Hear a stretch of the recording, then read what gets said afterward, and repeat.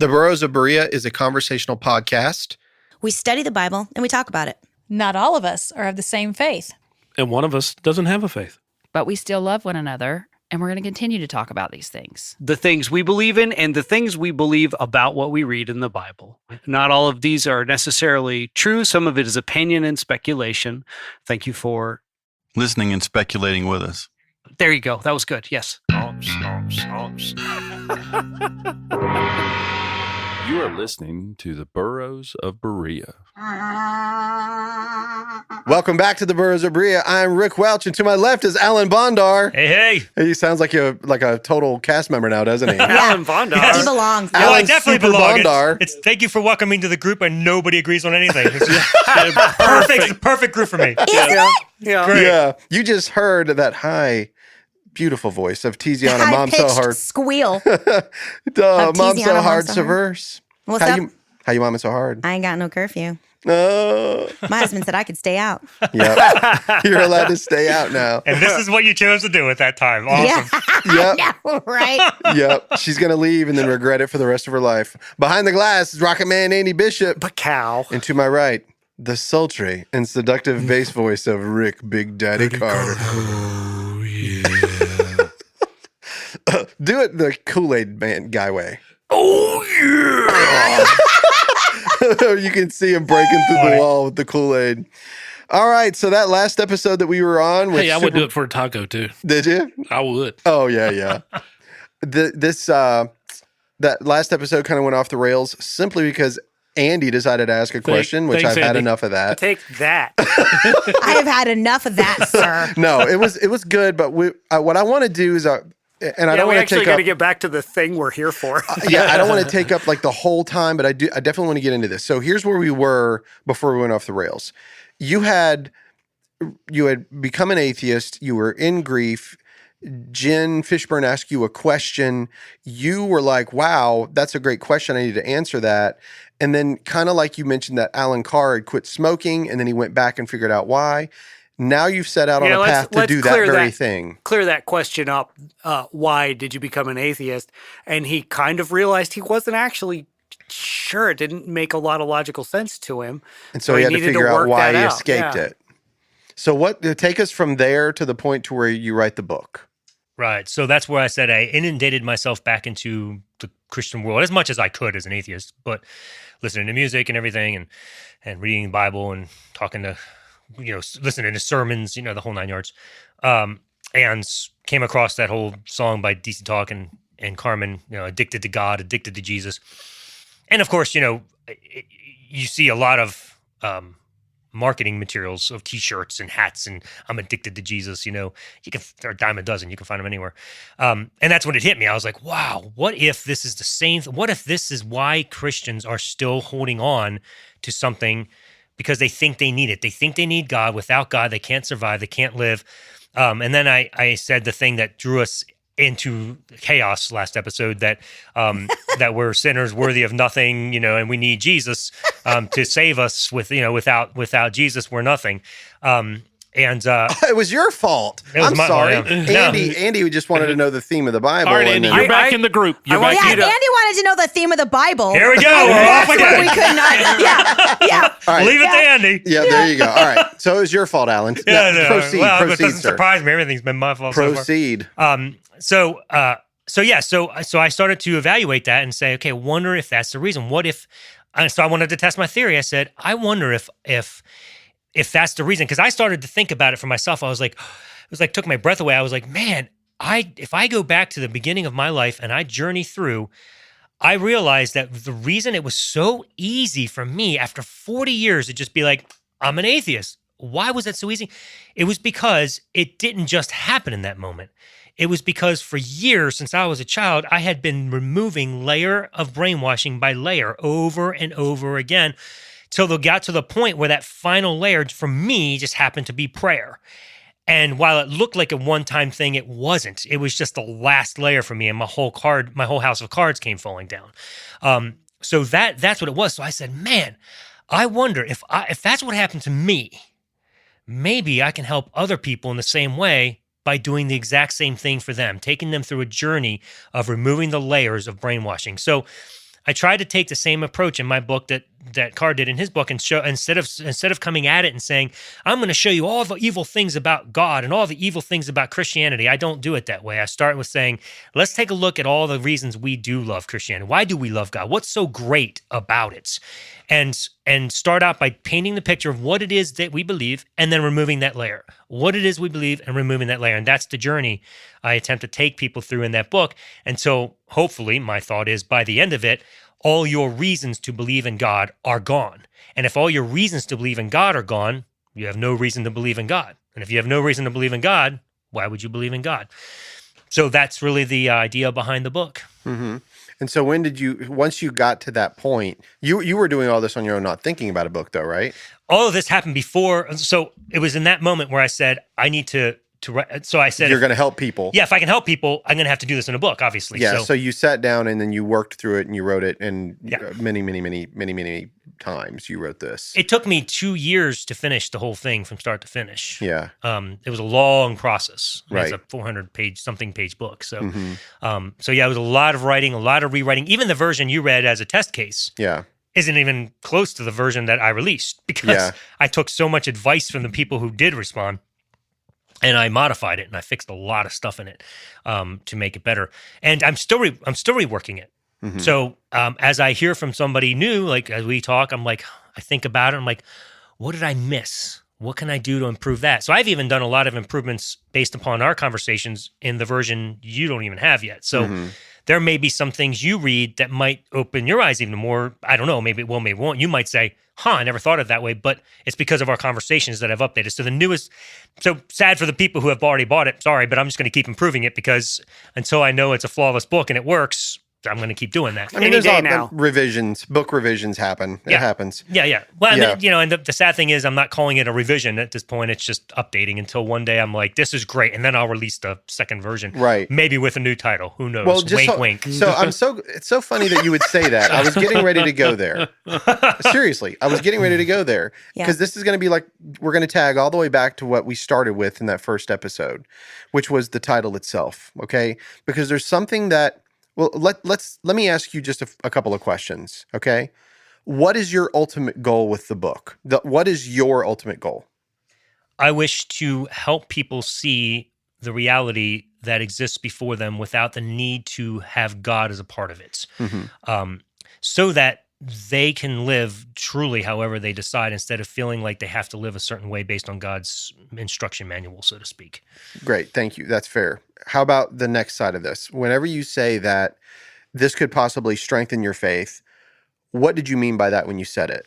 So if you don't actually escape at the end, if you don't actually feel like the brainwashing was completely removed, where you're actually at a point where you're saying, there is no reason to believe in God, your faith is probably going to be stronger, because you'll feel like you had actually read a book that was supposed to remove God from you, and it didn't. And so now you have all these reasons why it should have, and now you're stronger in your faith because you have ammunition, so to speak, against anything that could somehow tear your faith down. So that was not my experience. Well- But I told you that it strengthened my faith, but that wasn't my experience. This was my experience. It helped me strip down. The book helped me strip down all of the fundamentalism in my life that I recognized that I had already started doing, just like you talked about. I started removing layers myself. By the time I got to this podcast, I had already started that process, right? So by the time Billy Kimsey comes and talks to me, I'm right in the midst of this. Like, I'm having this and I'm like, you sure you want to study the Bible with me? And I was like, well, how about we approach this thing? We're still going to enter into the matrix, because when you take the Bible and you're going to read it as truth, you're entering into that matrix. You're already agreeing and saying it's true. You're believing. So I'm still believing it, and so is Billy, and we enter into this, right? So this is when I step in. But I've already started doing just like Alan was. I've been stripping layer upon layer upon layer of this too. But what the book did, which I didn't expect it to do, was it helped me drive down to what it was that made me tick. It really got me down to the baseline. Like, what is it that I actually believe here? And what I discovered is that the end of it, I don't know that you can call me the basic Christian, because it doesn't fall in line with basic Orthodox Christianity. This has nothing to do with eschatology whatsoever. This is just talking about the way that I define my experience of belief. Yeah. But the other thing that the book needs, what I think it needs, and this is weird that I would tell you how to How to write a book about. No, but Yeah. this is a serious thing Yeah. because you can still strip away things and escape some dangerous stuff. Yeah. Right. Okay, so this book can actually do that for you. It's like the Bite model on steroids because it's deeply personal. It really is. It's good like that. I'm sorry if you hate that, guys, but it's good like that because it helped me strip a lot more off of me. Yeah. But it got me down to this basic thing. And here's one thing that this book really doesn't take into consideration. Number one, most Christians would acknowledge that they think of God or Jesus as a real person they're in a relationship with. And so when you're trying to ask them to kill something that means a lot to them. Now you're going to work through this, and you went through this grief, and tell me how terrible that grief was. It was bad. The grief of losing this, right? It took a long time. Not many people want to enter into grief. They're not looking for that. Yeah. I'm not aiming to go be sad tonight. I'm aiming to be happy and fulfilled and have joy. Well, I mean, I'm sure people that have cancer aren't looking forward to losing a breast either, but they do it because it's better in the long run. Yeah, and when they're diagnosed with it, and that's fine. You're trying to diagnose them with something like you have this belief that's causing you harm. Sure. So you're trying to say that this is a mind virus / cancer on you or whatever. Sure. That's Yeah. fine if you want to look at that. And that's fine. Totally your prerogative. But the foundations that are built into a person, tradition is a monster. You've got to acknowledge that. And this cannot happen. I don't think it's going to be overnight like it was for you, because Well, it wasn't overnight for me. But you just said that on your prayer walk, it's because you had 40 years of stripping things away. Correct. You're entering into a world where people may not have been stripping anything at all. That's right. That's true. That's true. So you got to give this a breath. And trying to get people out of a cult, you know how hard it is? That's it. I mean, that's it right there. How do you get people out of a cult? There are some people in this world that will literally go to their death for another human being because they believe that they're special, right? Or will reject a human being that they deeply love because they are now living in fear that you are the other. Or And because that's of also the a leader. huge amount of pain, you know? Yeah. So what this book did for me was it showed me, like, I did see where some of the addictions were. So I'm going to go ahead and share this. I'm going to share this publicly in front of you. I told you I was going to talk about this, but I didn't. I'm only going to take about 3 or 4 minutes. I'm in a deeply Southern Baptist premillennial dispensational church. I've been involved in it for several years, and I enter into a prayer room. And all of these people I know and love, I don't believe everything in this church already. I've already stripped a lot of this stuff away, but this is my community and this is the people that I know and love and I'm a part of. And so I continue to go on and I'm okay with that, you know, and I just swallow it down. I don't worry about it so much. I just enjoy the community. Well, while I'm sitting in this prayer room, the pastor stands up and he starts talking about things that are important to him. And then all of a sudden he goes to the ground and he lays completely prostrate. He didn't expose his prostate. He laid prostrate. This story took a turn. Yeah. Well, you did say and that's how you kill God. well, you did say the South. And now I'm gay. Yeah. So anyway, he lays prostrate on the ground and he starts weeping so heavily. And then all of the deacons go over and they surround him. They all lay down. And then people that were in the pews that were sitting there, like this is in a different part of the church, but they go over and they're all like laying down around them and all that. And I'm sitting there and I'm like, what are we doing here? And I'm asking myself, well, maybe this is something that's very sincere to him. I can see he's dealing with something and these people want to be with him and I'll get it. That's fine. So laying prostrate on the ground, praying with somebody who's weeping and kind of like joining in with them, I can see why they would do that. So I didn't do it. I was just like sitting there and I was just like listening and I was like, okay, this is what's going on. But this is where it takes a weird turn. Then the pastor realizes that he's got to get upstairs. He's got to get up there because he's getting ready to give a sermon because it's, prayer room is over. And what does he do? He begins to crawl. He doesn't walk. He crawls. And the whole time he's crawling, it's like, it's almost like he's in the throne room of God in his mind and he's not worthy and he's just, he doesn't even deserve breath of air. And he's just, I don't know what kind of depression he was going through at the moment, but he was having either that or it was a giant act or he was really going through something. But his deacons were surrounding him and they all start crawling and then everybody else is crawling. And so I feel compelled, like, I can't enter, like I want to go at the backside of the prayer room and just go up and just wait on them to crawl up. But I'm like, all right, I guess I'm going to be crawling with Gotta do this thing. I hate to say this, but I might feel compelled socially to crawl, but I absolutely would just like turn it into a race because I'm insane. You beat the pastor into this. Yeah. I would have to like I don't think like I have the self-confidence to go past the pastor, but I would crawl over everybody between me and him. So Just because like, It's like soccer. He can't go any past the ball. Like, and I know this. you know, that's just the way my brain works. I would have to Yes. turn it into something funny to me, Dude, how because about you- I would do the same thing you did with the social pressure. How about crab soccer style? Oh my God. You're So crawling the creative. opposite way. See, in retrospect, there's a lot of good options. Now, Sorry. this is so mean. I'm sorry. And look, here's the difficulty of it. There was social pressure, but in my brain, I knew exactly what I was doing. Yeah. I said, I'm the one in all of this group, most likely, that doesn't believe any of this. And I crawled up those stairs and I went all the way to the top. And then we stopped in the hallway. And then there was like a 20-minute section where he's wailing and wailing. And then they all start crying too. And then those that are in the congregation get affected by this because this is such an amazing moment where we're really getting real and we're all showing our prostates in the Yeah. church. Yeah. And so I'm sitting there and I'm like, I just want to leave. Yeah. I'm done at this Yeah. point. But yet I did crawl. Yeah. So what happened? Are you okay, Rick?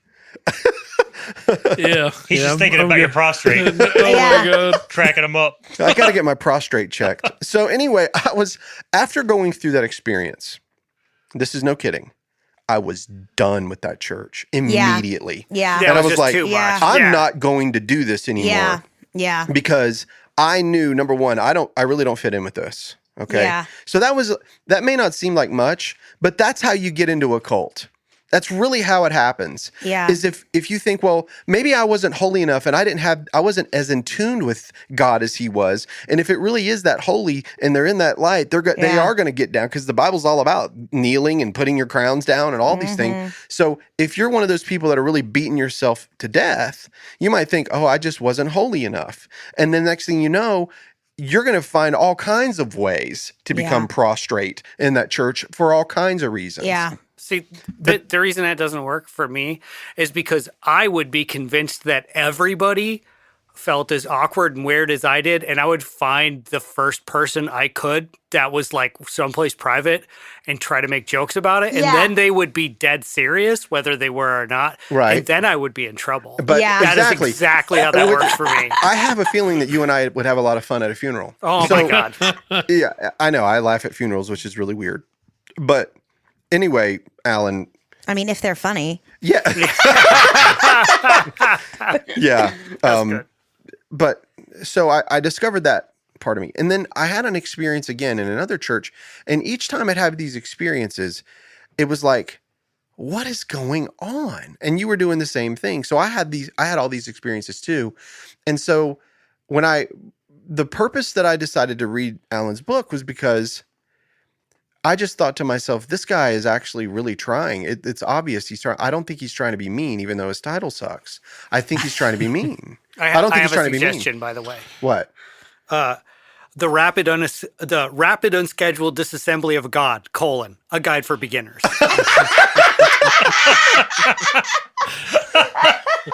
That's awesome.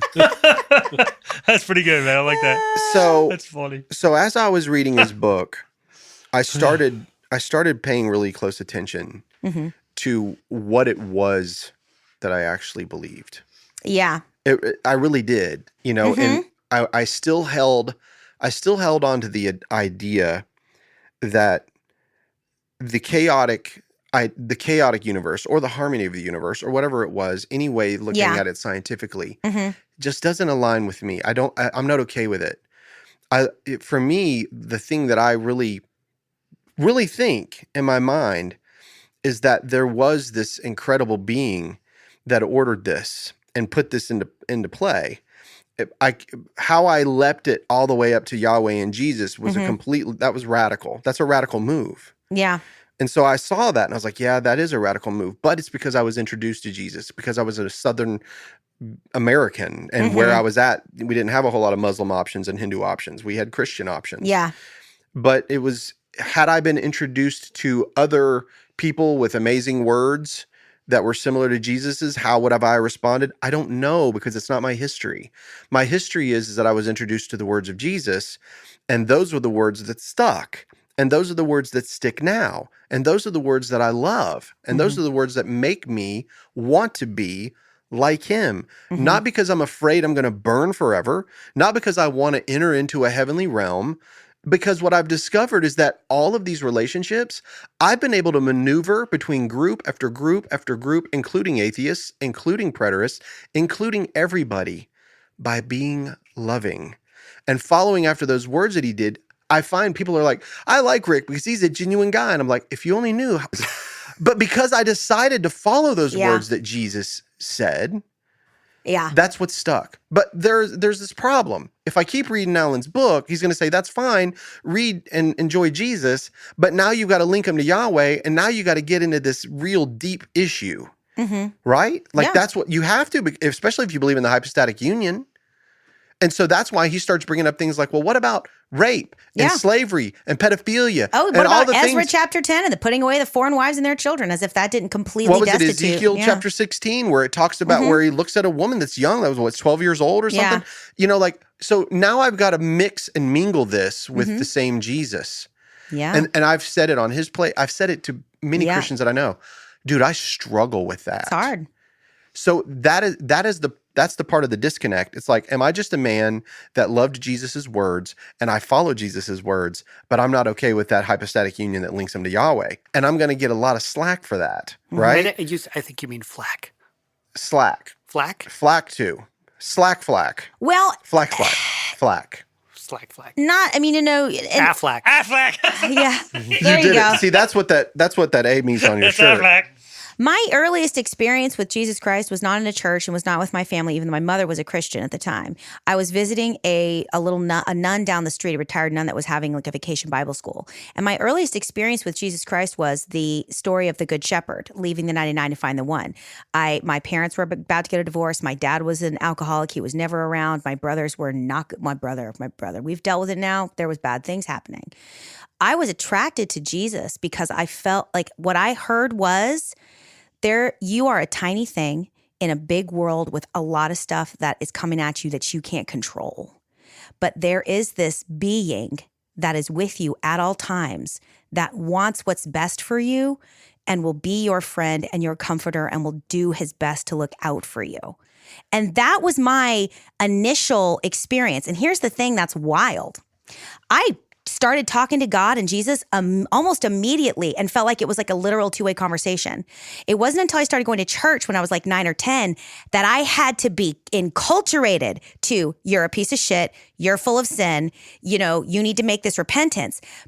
My relationship with God and Jesus Christ was not a rebirth experience. It was an authentic connection to this ascended being that was like, I love you. I can see the situation you're in. We're going to do this together. You're not going to be alone. So I can appreciate that. And I would say similar to what Rick just said, what if it was introduced to another thing first? How would you respond? We don't know. But maybe if you were introduced to Yoda first, because a lot of the same themes you just described literally are Star Wars. Like you just described Star Wars. Yeah. Of course. Well, and I understand. And so for me, it's then I ask myself, well, maybe because there's a certain cultural theme that runs through some of these things, because there was a certain connective tie that threads us all together. But what I mean to say is like, so when it comes to, I can't wait to read your book, because like what I've had to do is sounds like when I'm listening to you tell your story is been very similar. I've had to deconstruct what I was taught about myself and about the control and about what is and isn't sin, what doesn't separate you from God, you know, about repentance and shame and living your life in this very narrow way. I mean, I almost got expelled from my private Christian high school because I saw an R-rated movie. And I have laid on floor and cried so hard and fasted so long that I vomited nothing but bile because I was so certain that I was a piece of shit and that there was nothing I could do to get right with God. But I wanted it so badly. For me, remembering that like my connection with Jesus actually wasn't in any way, shape, or form predicated on that. I had to be taught to hate myself. Yeah. that is the thing that I think, that is where I think Christianity has failed, where it continues to fail, and where it continues to cause enormous amounts of shame and harm. It took me years to have normal sex because of all the shame and the guilt and the fear and the condemnation. And the whole time, you know, I had this cord, this remembrance of this relationship with Jesus that was like, we're good. We're good. And so I'm very excited for your book. I'm very excited for your book to get out there. And I'm very excited for your book to help all of those people that are stuck in this toxic belief system that makes them hate themselves, despise themselves, question their own thoughts, disrupt their relationship with their body, because our bodies are important. They are beautiful.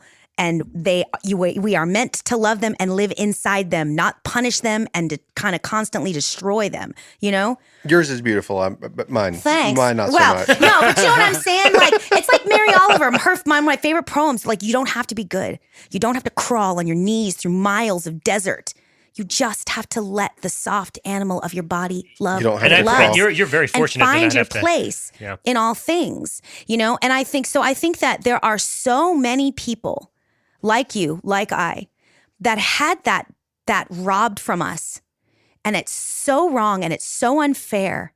And what it also did is rob us and everyone else of an authentic relationship with Jesus that was based on love and connection instead of one that was based on like shame and fear.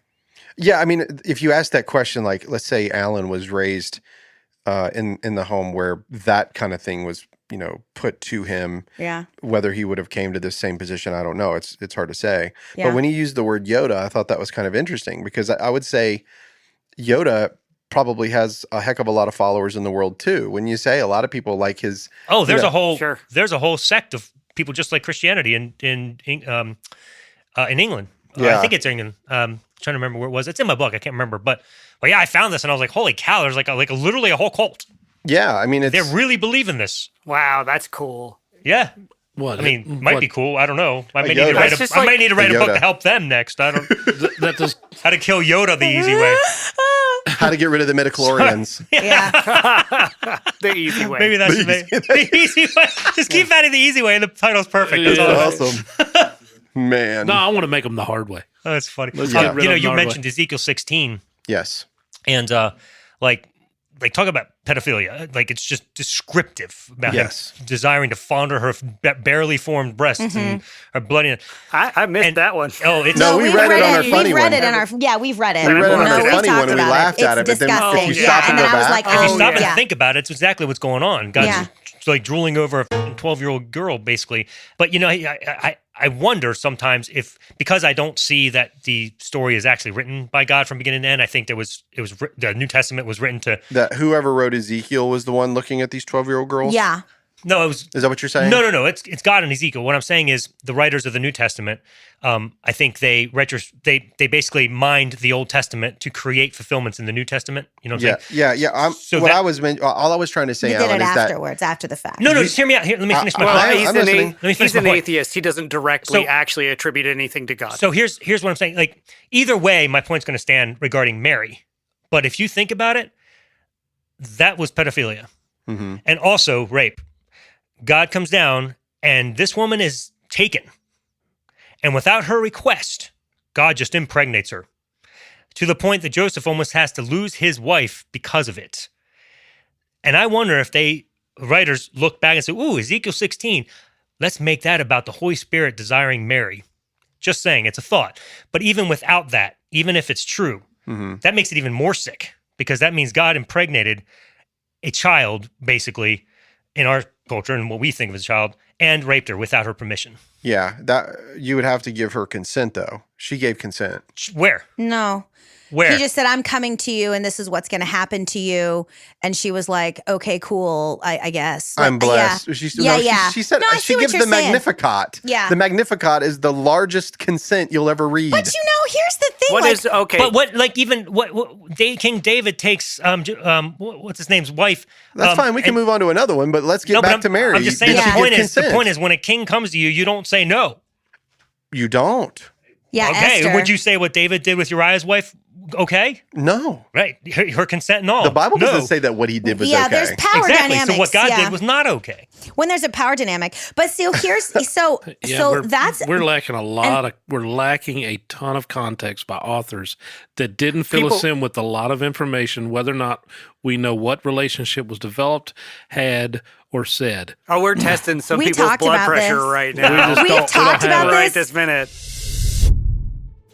When I'm in the kitchen, I make it look like I'm hosting my own cooking show.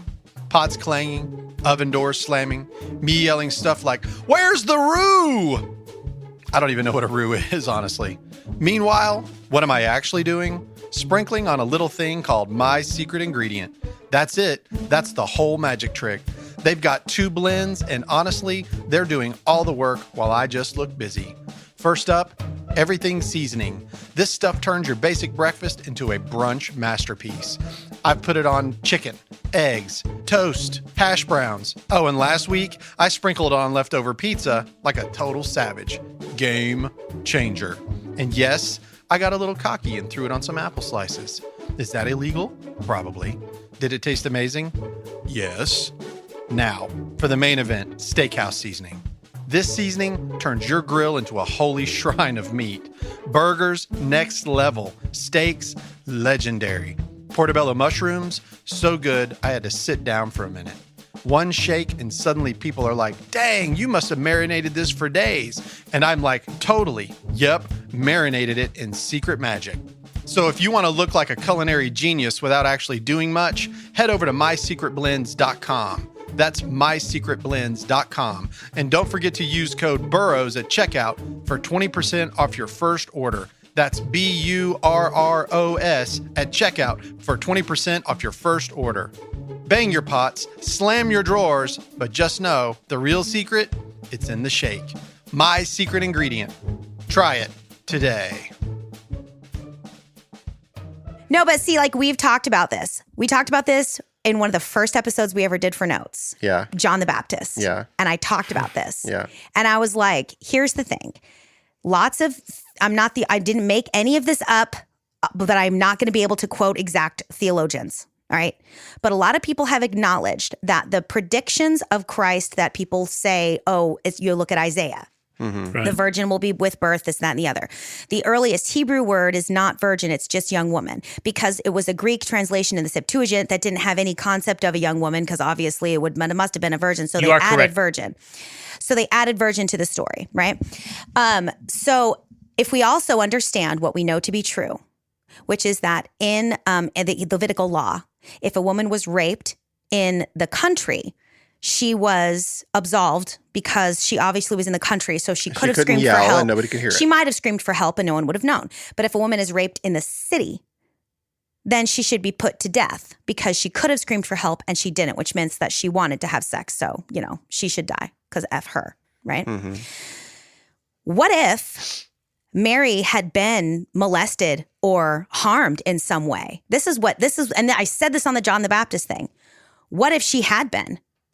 Because what if something had happened to her? Because she would have said, she said, "I've never known a man. How could this be? I've never known a man." But what if she was unconscious? What if she was, what if she had been, there's any number of things that could have happened. Bart Ehrman says So that she was raped by a Roman centurion. That's what I've Bart been Ehrman very says. curious about this. I'm very curious about this because But the if minute this she is started true, to show, just for a second, then the whole authority of Scripture goes away.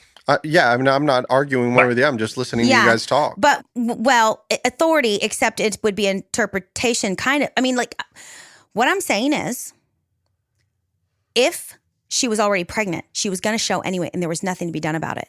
That woman's life was going to be over, and Joseph was going to leave his wife anyway.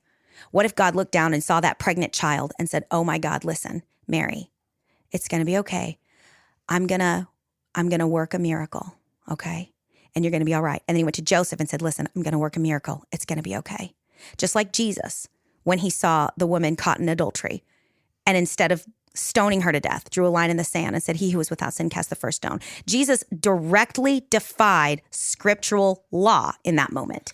And most people will tell you it's not even in the original text. It's not in the original John text. chapter 8, It probably it's not isn't. there. But That's what they say. But what I'm saying is, like, we have an example of Jesus directly defying an original commandment from the Hebrew Bible, directly defying it. But it was because there was love and because Jesus had a larger understanding of the overall message of God that was not locked up in these nitty-gritty nonsense bullshit things. And so Jesus was trying to communicate that. What if she had been harmed? What if she had already been harmed? And instead of Jesus being born by this immaculate conception because God overshadowed her, what if God saved her life? Yeah, it's a lovely idea. I have no problem with that. It's just what you're going to meet are people that are going to stay on the text. And I'm so glad I don't Well, care and it's fine. anymore. You just don't That's have- what happened to me. You don't have a virgin birth, then, is what you don't have. But if you don't believe that Scripture ever actually predicted a virgin birth, No, because that was I a don't care whether that mistranslation. Scripture predicted it. I'm Yeah. saying without a virgin birth, you do not have the legend of Jesus. Without a virgin Right, yeah, birth, it doesn't you do fulfill the- what? yeah. Well, if your belief that she had to be a virgin is predicated on a mistranslation, but if your Well, belief, right, I don't know. I he has don't to know be the Son of that God. the you can be. He can, but see, but then so that mistranslation is directly in relation to the story of Mary, not necessarily Yeah. in relation to the prophecy that he supposedly fulfilled. I don't know what the language is in that prophecy, right? But we're mushing up those two instances a little bit. Yeah, I mean, it just says he overshadowed her. It doesn't say he created a mystery penis and inserted it into her vagina and impregnated her with mystery semen. It never says any of that. It just says that God overshadowed Better than her. prostate. Right? But we definitely have struggle. Yeah, And I mean, when- it's and okay. But this is fun for me because, Yeah. like I said, I have no dog in this fight. Right, I love exactly. seeing people believe But different things about the Bible. I'm But like, if you power. think about that, it doesn't ever say he actually impregnated her. It says he overshadowed her, right? And so whatever happened in that mystery moment, it makes no never mind to me, right? But then later on, when Jesus is like, don't you understand? I am the firstborn of many brethren. You are all sons and daughters of God. We are all sons and daughters of God. This idea that Jesus's godness is like what makes Jesus this kind of like up on a pedestal, not a high Christology person, by the way. Yeah, firmly on the record is not a High Christology. Jesus, which lots of people also believe. It's just well, that's no not the wonder one you who don't gets the think mic sin right is an now. important reason for Jesus. I mean, okay, so Yeah. I mean, you basically don't have any views of the traditional Christian Orthodox Maybe view. Yeah. some of them we'd have to sit down and list it out. I guess, But I don't know. what I do believe is that God sent Jesus Christ with a very specific message and a very specific purpose, and that Jesus was given a portion of God that nobody prior to his birth had, and that when he died, the purpose of his death was to distribute that godness to everybody else once and for all, so that nobody had to ever again deny or be in doubt of their own God nature. And I don't see anywhere in Scripture, like, I feel like that's a perfectly reasonable read of Jesus's message.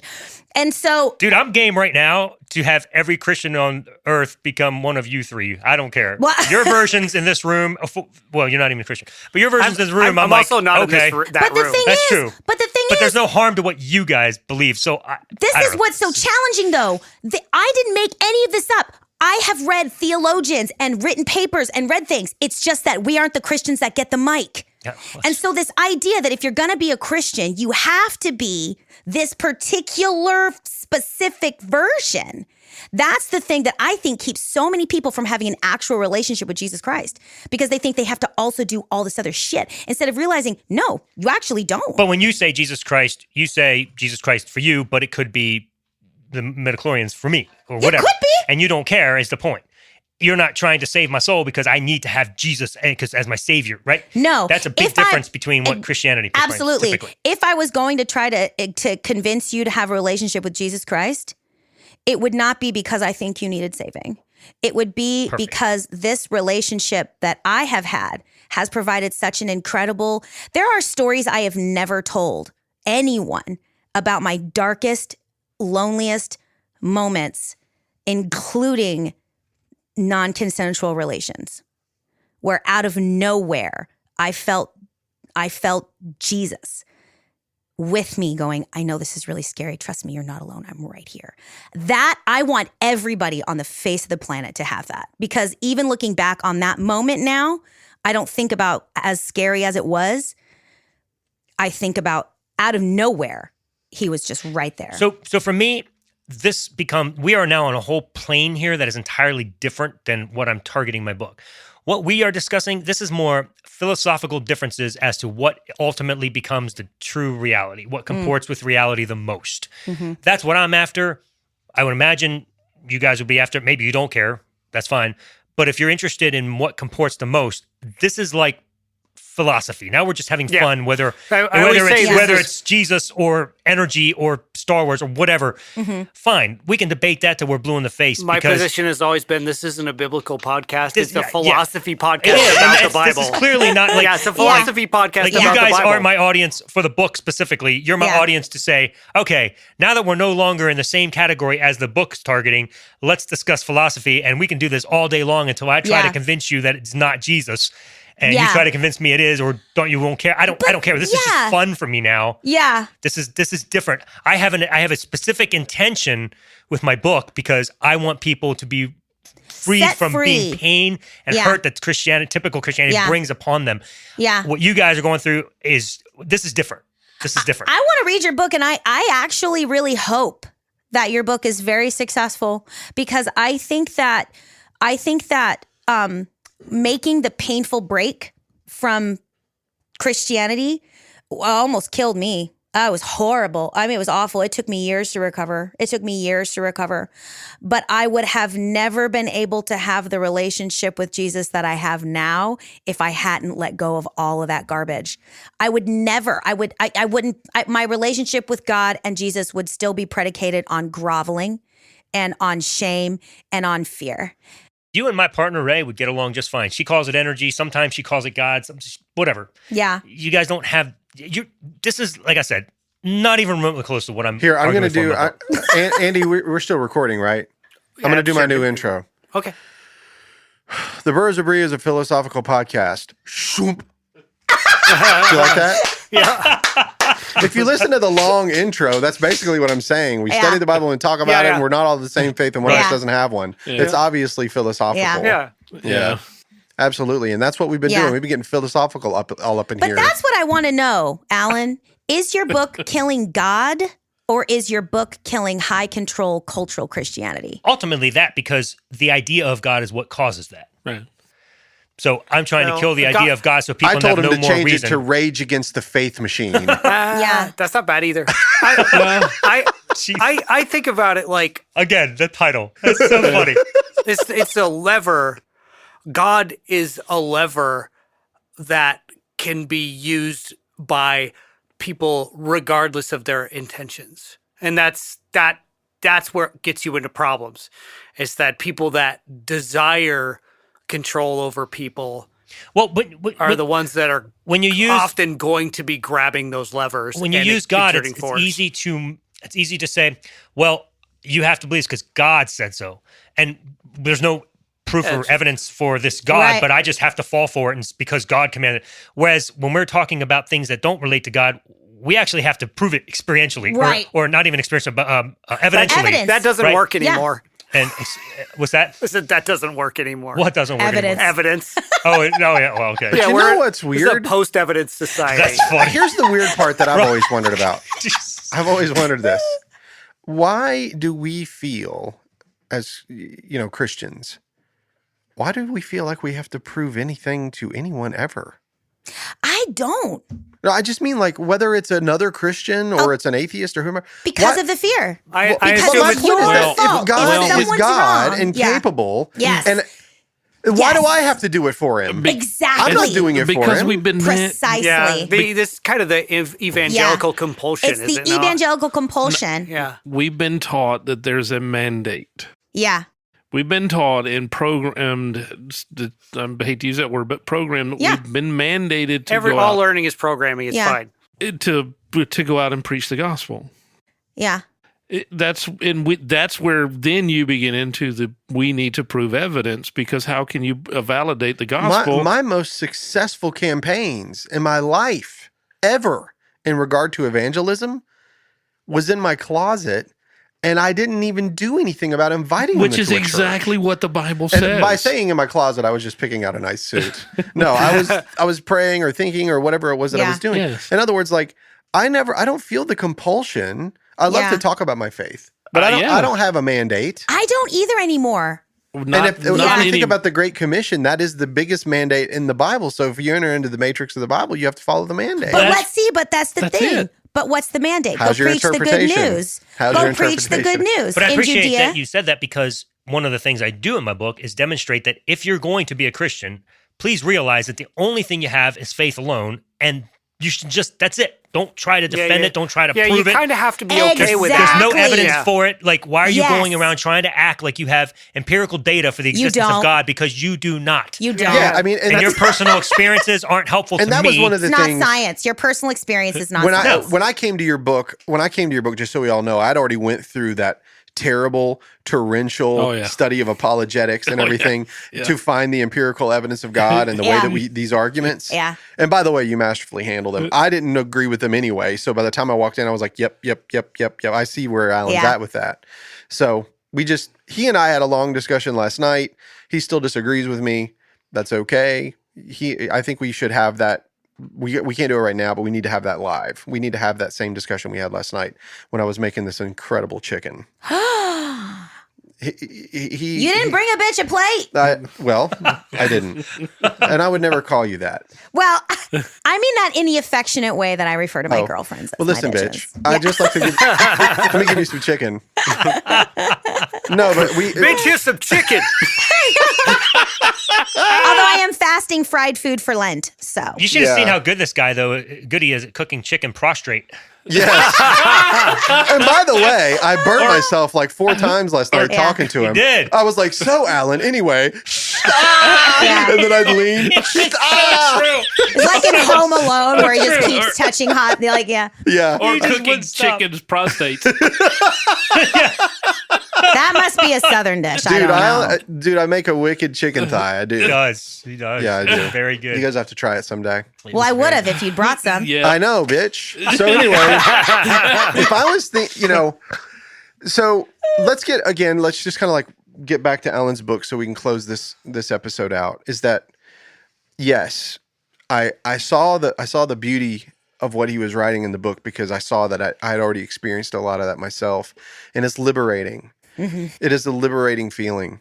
And when you feel like, because I still have moments of my life that were robbed from me because of this deeply fundamental belief where I couldn't just, so I totally get it.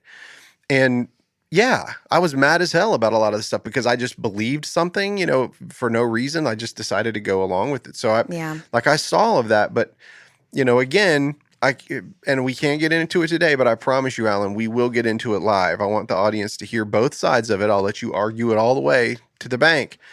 But, I have a journal slap full of these really wild experiences that I've had, that I've seen, just by following some of the words that Jesus said, like go into your closet and just talk to the Father and don't let anybody else know, and then he will reward you openly. And that's how I have interpreted the English version of the Bible, and I put it into practice and then saw the results. So I stripped myself down before. I read Alan's book. I stripped myself down even further, and I was like, I love Jesus and his words. I've put them to the test, and I've seen something happen. And because of that, it strengthened and built more on my foundation. And I was telling him last night, I've probably got 26 to 27 layers that are from my journals that are who I am. That's why I believe it so strongly. That's why I hold on to it so tightly. Not because I'm afraid, but like he just said a minute ago, I don't have a problem with you, man, because you're kind of rare. Well, I'm ready, I'm ready to talk about it further, but I'm not interested in trying to convince you to go my way. I'm just telling you, this is my experience. If you are sincerely happy and you are fulfilled in life and you've moved on from this and you're no longer hurting, dude, have at it. Have at it. It just hurts my feelings when you say Jesus is an asshole. It hurts my feelings because I'm like, well, he wasn't to me. If Yahweh was, then Jesus is. They're both the same person. My theology professor at ILIF, my Hebrew Bible studies professor, he said the same thing during the first day of class. He was like, Yahweh was he doesn't say that word. He says Hashem. Hashem was an asshole. And I'm like, oh my God, he was. But here's the thing, so My friend Meg Mulhern said that to me one time. She said, Tiziana, I just wish that you were in charge of the Christians. Yeah. Andy knows that is. And I looked at her and I said, I would just be happy if Jesus was. Yeah. I mean, I would be happy if Jesus wasn't God and did, but I mean, as long as you continue to equate him with Yahweh, You're a Markanite. I can't separate the two if you're going to Right. maintain Christianity. Well, So- I told you last night Yeah. that, you get into serious, some serious issues because the text kind of drives that home. Of course it does. You know what I'm saying? What is a Markanite? I'm so sorry. I can't- Marcionite. Marcionite. A Marcionite. Sorry. Marcion didn't believe in the hypostatic So, union. can I ask you just one Believe question? that the And- God of the Old and I Testament don't- was a completely I don't different want to dude go down than Jesus. that path again right now because we don't have time. We're not going to go down that like you path said, right but, now. but if you don't mind, before I forget to ask you, have there ever been, and this is a simple no, yes or no question, so we don't need to debate it tonight. Says you. But have you ever been times where you did that in your closet quiet thing that you say you did and you got all these results from it? Were there any times you did that and didn't get results from it? No. Never, not a time. Not a single time. No, seriously, not a single time. I mean, I believe Because it's your word. no, seriously, because the way that it develops is it doesn't start with me. That's why these are like really rare things. They're rare. That's why I said 26 to 27. I've been a Christian a very long time. Yeah, like I said, we don't have to talk about But it. I'm just I was saying, wanting that. I have, so by saying it's a 100% accuracy is only because it didn't start with me. I'll try to explain it one day. I'll talk to you about it one day. But, when somebody asks me to pray for somebody that has cancer, my prayer isn't the same as everybody else's prayer when it comes regarding cancer, because the God that I know knows what cancer is. You can say he made it, or you can say let another entity make it, or whatever. Nothing is surprising at all to him if he's all knowing. So when somebody asks me to pray for somebody, I've had moments where this came to me, where someone didn't ask me, where this something come to me, and I would ask. I've only seen a couple of what you would consider like super miraculous kind of things. I've only experienced that twice in my life. And again, it's kind of like it builds these foundation stones in a person's life. And it did in my life. And what that did was it drove home that relationship that I was building, because I'm talking. You might say, oh, you're talking to yourself. And you even said last night, you're like, you might have this amazing whatever, dude. I don't know what it is. All I can tell you is that Jesus is a person to me. And yeah, I guess I'm thankful that I was born where I was at. I'm thankful I was born in the family I was born in, even though they didn't believe in God. I'm thankful for the timing, the way it worked, and how I finally came to the position to where I would decide to have a relationship with the Father, just like Jesus talked about. And those words, it is my source document. It has to be. That's the only way I got them. Interestingly, and this is just a fun thought to throw at you, Okay. for conversation probably outside this room, maybe in this room at some point, but Ray has had a lot of similar types of experiences that you have described. Mm-hmm. They're almost like, sometimes I'm like the crazy stuff that she tells me, and yet she attributes none of them to Jesus. Yep. It's fascinating. Isn't I would there? love to see you There's guys like discuss some that book sometime. called The Secret. I've never read Oh, it. Yes, yeah. it's fantastic. Yeah. You've read it? Manifesting and yeah, it's amazing. a great It's book. not about Jesus, is it? No. Okay, so I've heard somebody told me once. Neither is like, mind power into the 21st century. Yeah. they said, Rick, you need to read The Secret because that's what you're describing, and I'm like, okay. Yes. But there seems to be something to it, like when people talk about chakras or people talk Yeah, about like other religious or even non-religious people have sort of tapped into this thing. It's been said that it's different ways of describing the same thing. Yeah, What- and even Ray sometimes will use the term God. Yeah. And I cringe, but I also have to realize he's not using it in the same way that I've become cringeworthy toward. Yeah. So, and you may not be anymore either, even though once you were. And so who knows where you actually are with this. I'm just saying, I say We may I be- say the Father. I say the Father. I make a jerky thing and I refer to God all the time as the non-binary they. I just say the Father because Jesus said the Father. Yeah. That's what I said. Jesus also said how I've longed to gather you like a mother hen gathers her chicks under her wings. And the Our Father prayer, the original Aramaic, the word there is Mother, Father, God. Mm-hmm. Yep. yes, they just replaced Mother with Holy Spirit. So when I pray, I often say Mother, Father, God, or even I just go to approach to God. I don't think about a gender It at all. sounds so close to a bad word when you say it. It does. You know, I was like, thinking it too. listen, Mother, Father. You know, Yeah, like, I know, you know what I yeah. mean? Yeah. Weird. So All right, we've solved that problem. Yeah, finally, we have solved the problem. Yeah, we always solve every issue. We solved racism in here. Yeah, Oh, remember that yeah. time we solved racism? We did. Wow. Yep. Yeah. But nobody will listen. Yeah. I just want the audience to understand that to be angry about the title is how, like, I get it. If you want to read it, I think that you might be able to find that there are things inside your life that are actually damaging you. They're not helping you. They're actually hurting you. Alan's going to try to drive God completely out of your life because he doesn't believe in God anymore, and that's where he's heading. So if that's not something that you want, then I would just tell you not to read the book because that's what it's going to do to you. But if there are things inside your life that you want to get rid of that are bad, he does a masterful job of showing you how, and he tells you exactly what the way it is. Toxic theologies. If there are some toxic theologies that you need permission to let go of, it sounds It's almost like this if book you will would give have you. a part 1 and part 2. Yeah. Like if you, like if you had a part 1 that would like help you strip all that stuff away and then say, and this is where I went. Part 2 would take you to the next level if you let them strip it out. See what I mean? I'm just talking out loud. You don't have to do anything that I say, Alan, except I may not let you out of here alive. No, I'm just kidding. No, it's all good. I mean, I've had lots of ideas for a possible sequel. I mean, like a But shorter, once you killed him, what's more to go after? Yeah, shorter what's left? Beat the dead horse? No, my point is like a shorter version. Beat a dead Yeah. horse the easy way. Maybe not a sequel as much as a much different, shorter version where it's not about removing God as much as it is removing Gotcha. The bad brainwashing stuff. of the bad stuff.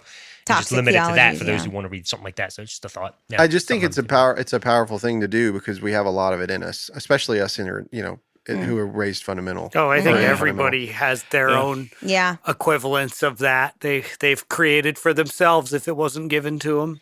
Yeah. You know? I mean, the ideas were probably given to them in some way, but they amalgamate it and then like form it into a ball that they can then carry around themselves. Yeah. Right. Well, Tiziana, if you do decide to read the book, I'd love to hear your thoughts Oh, I'm afterwards. 100% going to read it. Cool. Well, I appreciate it. Yeah, I am That'd be great. 100% going to read it. I I'll guess make same with notes you. as I Same go with any of along. you. If you read it, please let me know. Yeah. Yeah. You gonna read it, Rick? Oh my God! Way to put him on the spot. But wait a minute. Maybe. You can say yes. I won't be offended if you don't. Maybe. I've already been let down too many times. I'll buy man. it, get you to sign it, and then I'll never read it. But the one that's out now, which is different than the one. When did your book come out? October. Yeah. Oh, it's fresh. Fresh. I got it hot off the press Hot before it went off in the the press. press. Hot off the press. Well, Dan McClellan's Hot off book's the coming out press April 29th, too. Yeah, he's on Bart Ehrman's Nobody heard podcast. that. This last week. It's coming. Recently? Oh. McClellan's on All Bart right. Ehrman's podcast. Yeah. Talking about his book, actually. Okay. We have a crush on Barterman. He's going to And now we introduce know us to Dan, him. so. Who? Yeah. You can text him. Tell him, like, bro, get Ehrman up here. I can't text him. I can direct message him on TikTok. That's how we message I me. can text him. I'll ask text him. him. I'll ask him if he can in the summer. If Bart, because Bart stays in Waynesville in the summer, so maybe we can That's get him right. to come down here. Talking about- you Yeah. talking about Dan? That's the golden goose. I'm not afraid of it anymore. After I sat in a room with Dan McClellan and now Alan Bondar, Ehrman can kiss my butt. How did you say it? How did you do? He can kiss your prostate. Side note, I have these things on. It's called Great Courses. Have you ever heard of Great Courses? Yes. All right, so I actually got like the monthly subscription, and there was like controversial books of the Bible, and I was like, "What's that?" And I clicked on it. It's all Ehrman, All of it. I'm sure. all of it. That's Yeah. funny. And he's talking directly to the like. It's like he's talking to you like right at the screen, and it's very off-putting. It's so weird. It's like, please just look over there, like you're talking to that guy. He's just like staring Yeah, he's like- deeply into your eyes and the then- whole time. And then Mary was raped by a Roman centurion. And you're like, why are you looking at me like I've that? never heard him say that, but I'm going to go look that. That's just, What's in his whatever. books? I have read. And he said it in his debates. Like he's I haven't said it read many that part. times. Well, I just got done. I still have to read. You know what? Never mind, because now we're going to go chase another rabbit. Yeah, Yeah. we were talking. Yeah, I was just saying. Yeah. It was cool. Bondar hasn't put out the Great Courses on his book yet. But No. I'm going to read it. I'm excited. yeah. I'm looking forward to it. And I think it's going to be helpful for even me to find some places maybe and root out some leftover. Although as we've discussed. So Rick, will you tell Alan that you're going to read the book, but not? This point. Tell him that you're going to read it, but then don't. Would you please tell him that? I'm just kidding. Well, You know It's what, called though? being polite. Can I buy it? I don't want to buy it from Amazon because I don't want to support big business right now. Can I buy it from you directly? Do you have like personal copy? Because like sometimes publishers will give their Or just a website that's like yours directly. Yeah, if you go to howtokillgod.com, you can actually order the book directly from me, and it's a signed copy. So There if we that's go. what you're looking for. Yeah. So I can do that. Well, But it takes a long time. If Well, if Rick was really a it's soft cool cover, it's guy, fast. If it's a hardcover, it takes a while because I have to get it from them, and then Has to cut down the so I don't have my tree. own. If it's copy really just cool, You sitting have to around. cut You'd down the bought tree. some, Yeah, I'll get a and I soft. had them I'll get already a soft signed cover. for That's whatever you want. perfectly right fine. here. Yeah. Yeah. Oh, I'm so excited. I'm Yeah. very much looking forward to it. But just you don't have to go through all that work. Just talk to me personally. I mean, that's for people who don't know me. They go through my website. Like, Yeah. Seriously, you don't have to go through all that. Let's just do it afterwards. You just got Bondard. Yeah, Bondard. Super Bondard. That's funny. Look, I've had a great time. I'm glad you came down. I think you should Yeah, come man. back. I think we should keep talking about it. Is it not counting myself? What, the second atheist we've had, right? Yeah. Two. Derek Lambert Derek. Yeah. Yeah. From Myth Vision, from Yeah. Myth Vision. He Yeah. was here.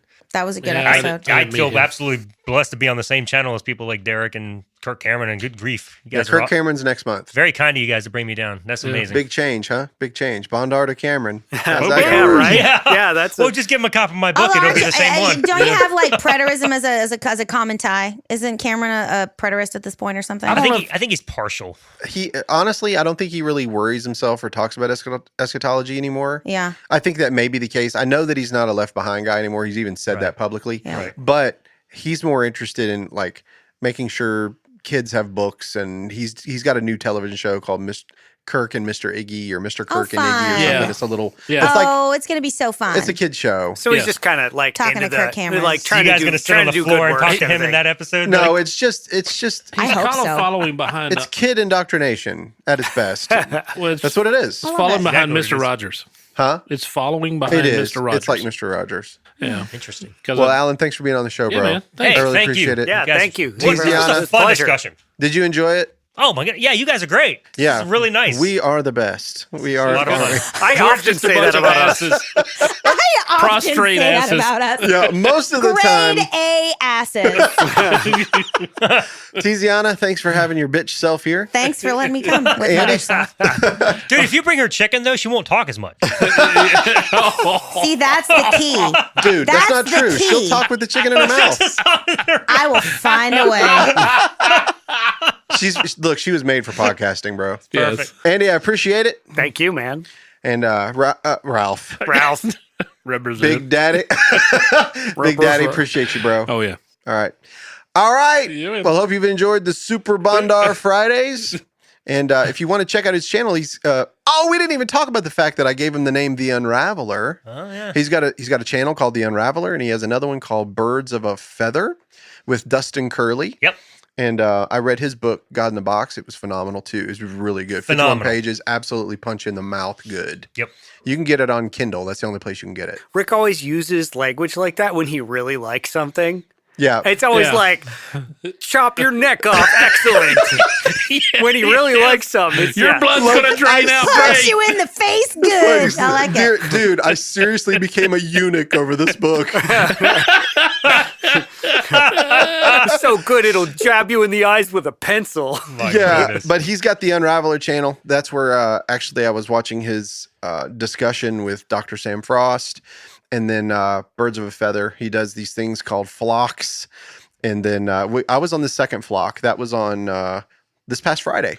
So check out Birds of a Feather, where me and Luke McInnes That's right. talked with Dustin and Alan. It was really fun. It was a fun conversation. We're going to do it again here in a few months. If you're looking for specifically, it's The Unraveler AB from my initials, Alan Bondar, Yep. and then Birds of a Feather AD for Alan Dustin. Yeah, that's true. And then also he has the Unraveler 7-minute ab.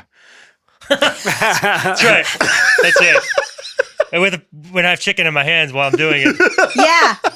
Lying prostrate. Yeah, that's right. All right. Well, we've closed this baby down. We will talk to you guys again next time on the Burros of Berea. Peace out. Later. All right. So here's the deal. Lately, I've been getting these compliments like, wow, you really know how to cook. And I just smile and nod like, oh, yeah, totally. I'm basically a pro. But behind the scenes, it's all thanks to my secret ingredient. So let me break it down for you. First up is everything seasoning. And this literally goes on everything. Chicken, perfect. Fish, yep. Veggies next level. And one day I got creative and sprinkled it on popcorn, and honestly, life-changing. Now everybody wants to come to my house to watch the movies. I also tried it on cottage cheese. Is that weird? Yep. Did I regret it? Also, yep. But now, let's talk about Steakhouse. This isn't just seasoning, it's grill legend in a jar. You shake this on a steak and suddenly you become Buck.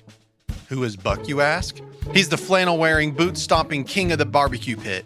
Buck chops down trees with his bare hands, grills a T-bone so good it'll make you want to slap Gordon Ramsay's mama right in the mouth. I grilled up some burgers with Steakhouse last weekend and my buddy took one bite and said, "Dude, can I please get this recipe?" I just told him it was my little secret. So if you want to look like a kitchen rock star and keep your secret weapon close, head to mysecretblends.com. That's mysecretblends.com and use code BURROS at checkout for 20% off your first order. That's BURROS at checkout to get 20% off of your first order. So shake it, serve it, and when they ask, just grin and say, "It's my little secret." My secret ingredient. Get yours today.